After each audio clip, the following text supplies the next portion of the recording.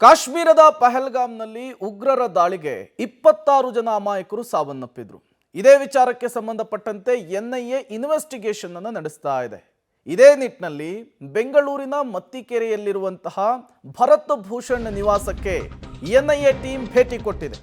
ಉಗ್ರರ ಅಟ್ಟಹಾಸಕ್ಕೆ ಬಲಿಯಾಗಿದ್ದ ಕನ್ನಡಿಗ ಭರತ್ ಭೂಷಣ್ ಮನೆಗೆ ಎನ್ಐಎ ಅಧಿಕಾರಿಗಳ ತಂಡ ಭೇಟಿ ಕೊಟ್ಟಿದೆ ಅನ್ನೋದು ಗೊತ್ತಾಗ್ತಿದೆ. ಶುಕ್ರವಾರ ಭೇಟಿ ಕೊಟ್ಟು ಹಲವು ಮಾಹಿತಿಗಳನ್ನು ಸಂಗ್ರಹಿಸಿರುವಂತಹದ್ದು. 4 ಅಧಿಕಾರಿಗಳ ಟೀಮು ಭೇಟಿ ಕೊಟ್ಟಿದೆ. ಭರತ್ ಪತ್ನಿ ಸುಜಾತಾ ಅವರನ್ನು ವಿಚಾರಣೆಗೊಳಪಡಿಸಿದೆ. ದಾಳಿ ನಡೆದ ಸಂದರ್ಭದಲ್ಲಿ ಉಗ್ರರ ಚಲನವಲನದ ಬಗ್ಗೆ ಮಾಹಿತಿಯನ್ನು ಕ್ರೋಢೀಕರಿಸಿದೆ. ದಾಳಿ ವೇಳೆ ಟೆರರಿಸ್ಟ್ಗಳು ಎಷ್ಟು ಜನ ಇದ್ರು ಅಂಥೇಳಿ ಪ್ರಶ್ನೆ ಕೇಳಿದಾರಂತೆ. ಯಾವ ಹೇಳಿಕೆಯನ್ನು ಕೊಟ್ಟು ದಾಳಿಯನ್ನು ನಡೆಸಿದ್ರು, ಅಟ್ಯಾಕ್ ಮಾಡಿದ್ರು ಅಂತ ಪ್ರಶ್ನೆ ಮಾಡಿದ್ದಾರೆ. ಉಗ್ರರ ಪಟ್ಟಿ ಫೋಟೋವನ್ನು ಮುಂದಿಟ್ಟು ವಿಚಾರಣೆಯನ್ನ ಎನ್ಐಎ ಟೀಮ್ ನಡೆಸಿದೆ ಅನ್ನೋದು ಗೊತ್ತಾಗ್ತಾ ಇದೆ. ಈಗಾಗಲೇ 14 ಜನ ಉಗ್ರರ ಪಟ್ಟಿಯನ್ನ ಎನ್ಐಎ ಟೀಮ್ ರೆಡಿ ಮಾಡಿಕೊಂಡಿದೆ.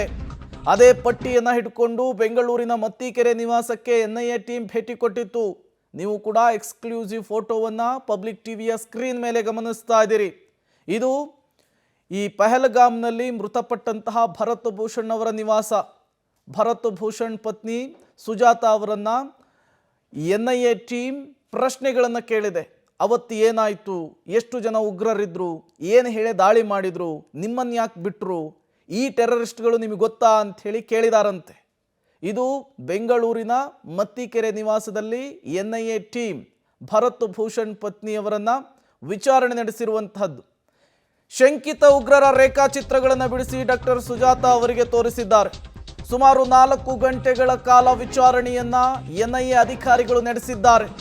ರೇಖಾಚಿತ್ರದಲ್ಲಿರುವಂತಹ ಉಗ್ರನನ್ನ ಗುರುತಿಸಿದ್ದಾರೆ ಡಾಕ್ಟರ್ ಸುಜಾತಾ ಅನ್ನೋದು ಗೊತ್ತಾಗ್ತಾ ಇದೆ. ಈಗಾಗಲೇ ಮಿಲಿಟರಿಗೂ ಕೂಡ ಭರತ್ ಪತ್ನಿ ಮಾಹಿತಿಯನ್ನ ಕೊಟ್ಟಿದ್ದಾರೆ. ಶಂಕಿತ ಉಗ್ರರ ರೇಖಾಚಿತ್ರಗಳನ್ನು ಬಿಡಿಸಿ ಡಾಕ್ಟರ್ ಸುಜಾತಾ ಅವರಿಗೆ ತೋರಿಸಿದ್ದಾರೆ. ಸುಮಾರು 4 ಗಂಟೆಗಳ ಕಾಲ ನಡೆದಂತಹ ವಿಚಾರಣೆ ಇದು. ನೀವು ಕೂಡ ಎಕ್ಸ್ಕ್ಲೂಸಿವ್ ಫೋಟೋವನ್ನು ಗಮನಿಸ್ತಾ ಇದ್ದೀರಿ. ಮೃತ ಭರತ್ ಮನೆಗೆ ಎನ್ಐಎ ಟೀಮ್ ಭೇಟಿ ಕೊಟ್ಟಿರುತ್ತೆ. ಭರತ್ ಪತ್ನಿ ಡಾಕ್ಟರ್ ಸುಜಾತಾ ಅವರನ್ನು ಸಾಲು ಪ್ರಶ್ನೆಗಳನ್ನು ಕೇಳಿದೆ. 14 ಉಗ್ರರ ಫೋಟೋವನ್ನು ಹಿಡಿದುಕೊಂಡು ಅವರ ರೇಖಾಚಿತ್ರವನ್ನು ಹಿಡ್ಕೊಂಡು ಟೀಮ್ ಮತ್ತಿಕೆರೆಯ ಭರತ್ ನಿವಾಸಕ್ಕೆ ಭೇಟಿ ಕೊಟ್ಟಿತ್ತು. ಅವತ್ತು ಈ 14 ಜನರಲ್ಲಿ ಯಾವ ಉಗ್ರರು ನಿಮ್ಮ ಮೇಲೆ ಅಟ್ಯಾಕ್ ಮಾಡಿದ್ರು, ಅಟ್ಯಾಕ್ ಮಾಡುವಂತಹ ಸಂದರ್ಭದಲ್ಲಿ ಏನು ಹೇಳಿದ್ರು, ಎಲ್ಲದರ ವಿವರವನ್ನು ಕೂಡ ಕ್ರೋಢೀಕರಿಸಿದ್ದಾರೆ. ಮತ್ತಷ್ಟು ಡೀಟೇಲ್ಸ್ ಅನ್ನು ಕೊಡ್ತಾರೆ. ಪ್ರಕಾಶ್ ದೂರವಾಣಿ ಸಂಪರ್ಕದಲ್ಲಿ ಜಾಯಿನ್ ಆಗಿದ್ದಾರೆ. ಪ್ರಕಾಶ್, ಪಹಲ್ಗಾಮ್ ಉಗ್ರ ದಾಳಿಯ ವಿಚಾರಕ್ಕೆ ಸಂಬಂಧಪಟ್ಟಂತೆ ಎನ್ಐಎ ಇನ್ವೆಸ್ಟಿಗೇಷನ್ ನಡೆಸ್ತಾ ಇದೆ.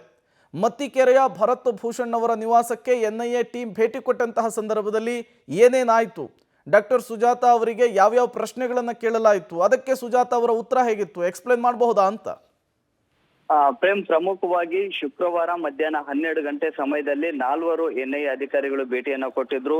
ಭೇಟಿ ಕೊಟ್ಟಂತ ಸಂದರ್ಭದಲ್ಲಿ ಓರ್ವ ಅಧಿಕಾರಿ ರೇಖಾಚಿತ್ರಗಳನ್ನ ಬಿಡಿಸಿ ಅವರ ಮುಖ ಚಹರೆಗಳನ್ನ ಪತ್ತೆ ಹಚ್ಚಬಹುದಾ, ಗುರುತನ್ನ ಹಿಡಿಬಹುದಾ ಅನ್ನುವಂಥದ್ದನ್ನ ಪ್ರಶ್ನೆ ಕೂಡ ಮಾಡಿದ್ದಾರೆ. ಅದಾದ ಬಳಿಕ 4 ಶಂಕಿತರ ಉಗ್ರರ ಏನು ರೇಖಾಚಿತ್ರಗಳನ್ನ ಬಿಡಿಸಿ ಅವರ ಮುಂದೆ ತೋರಿಸಿದ್ರು. ಆ ಸಂದರ್ಭದಲ್ಲಿ ಓರ್ವನ ಚಹರೆಯನ್ನ ಅವರು ಪತ್ತೆ ಹಚ್ಚಿದ್ದಾರೆ ಅಥವಾ ಕಂಡು ಹಿಡಿದಿದ್ದಾರೆ ಅನ್ನುವಂತ ಮಾಹಿತಿ ಕೂಡ ಲಭ್ಯವಾಗಿದೆ. ಸುಮಾರು 4 ರಿಂದ 5 ಗಂಟೆಗಳ ಕಾಲ ಡಾಕ್ಟರ್ ಸುಜಾತಾ ಅವರನ್ನ ಮುಂದೆ ಕೂರಿಸಿಕೊಂಡು ಹಲವಾರು ವಿಚಾರಗಳ ಬಗ್ಗೆ ಕೂಡ ಮಾಹಿತಿಯನ್ನ ಸಂಗ್ರಹ ಮಾಡಿದ್ದಾರೆ. ಅಂದ್ರೆ ಅವರ ಚಲನವಲನ ಜೊತೆಗೆ ಅವರು ಯಾವ ವೇಷದಲ್ಲಿದ್ರು, ಯಾವ ಬಟ್ಟೆಯನ್ನ ತೊಟ್ಟಿದ್ರು, ಅವ್ರ ಜೊತೆ ಏನಾದ್ರು ಮಾರಕಾಸ್ತ್ರಗಳಿತ್ತ, ಗನ್ನುಗಳಿದ್ವಾ, ಅದೆಲ್ಲ ವಿಚಾರಗಳನ್ನ ಕೂಡ ಒಂದಿಷ್ಟು ಮಾಹಿತಿಯನ್ನ ಕಲೆ ಹಾಕಿದ್ದಾರೆ. ಆ ಸಂದರ್ಭದಲ್ಲಿ ಕ್ಯಾಶುವಲ್ ಆಗಿ ಅವರು ಮೂವಿಂಗ್ ಅಲ್ಲಿ ಇದ್ರು.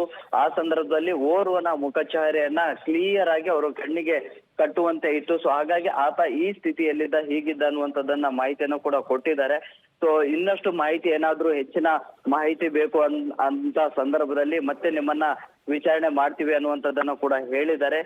ಪ್ರಮುಖವಾಗಿ ಅಲ್ಲಿ ಶೂಟ್ ಔಟ್ ಮಾಡುವಂತ ಸಂದರ್ಭದಲ್ಲಿ, ಗುಂಡಿನ ದಾಳಿ ನಡೆಯುವಂತ ಸಂದರ್ಭದಲ್ಲಿ ಉಗ್ರರ ಚಲನವಲನ ಜೊತೆಗೆ ಆತ ಏನು ಮಾತನಾಡ್ತಾ ಇದ್ದ, ಸಾಯಿಸುವಂತ ಸಂದರ್ಭದಲ್ಲಿ, ಗುಂಡು ಹಾರಿಸುವಂತ ಸಂದರ್ಭದಲ್ಲಿ ಏನ್ ಮಾತನಾಡ್ತಾ ಇದ್ದ, ಯಾವ ಭಾಷೆಯಲ್ಲಿ ಮಾತನಾಡ್ತಾ ಇದ್ದ, ಆತನ ಹಾವಭಾವ ಹೇಗಿತ್ತು, ಆತನ ಹಿಂದೆ ಎಷ್ಟು ಜನ ಇದ್ರು, ಅದೆಲ್ಲವನ್ನ ಕೂಡ ಸ್ಪಷ್ಟವಾಗಿ ಮಾಹಿತಿಯನ್ನ ಕೇಳಿದ್ದಾರೆ. ಅದಕ್ಕೆಲ್ಲ ಉತ್ತರವನ್ನು ಕೂಡ ಕೊಟ್ಟಿದ್ದಾರೆ. ಹೆಚ್ಚಿನ ಮಾಹಿತಿ ಏನಾದ್ರೂ ಬೇಕು ಅಂದ್ರೆ ಮತ್ತೊಮ್ಮೆ ವಿಚಾರಣೆ ಮಾಡೋದಕ್ಕೆ ಬರ್ತೇವೆ, ಸಹಕರಿಸಿ ಅನ್ನುವಂತಹ ಮನವಿಯನ್ನು ಮಾಡಿದ್ದಾರೆ.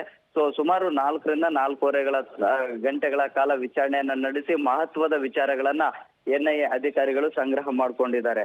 Prem. Okay, thank you Prakash ತಮ್ಮೆಲ್ಲ ಮಾಹಿತಿಗಾಗಿ. ಈಗಾಗಲೇ NIA ಇನ್ವೆಸ್ಟಿಗೇಷನನ್ನು ತೀವ್ರಗೊಳಿಸಿದೆ. ಒಬ್ಬ ಫೋಟೋಗ್ರಾಫರನ್ನು ನಿನ್ನೆ ವಶಕ್ಕೆ ಪಡೆದುಕೊಂಡು ಆತನನ್ನು ಕೂಡ ತೀವ್ರ ವಿಚಾರಣೆಗೊಳಪಡಿಸಿ ಒಂದಿಷ್ಟು ಮಾಹಿತಿಯನ್ನು ಕ್ರೋಢೀಕರಿಸಿದೆ.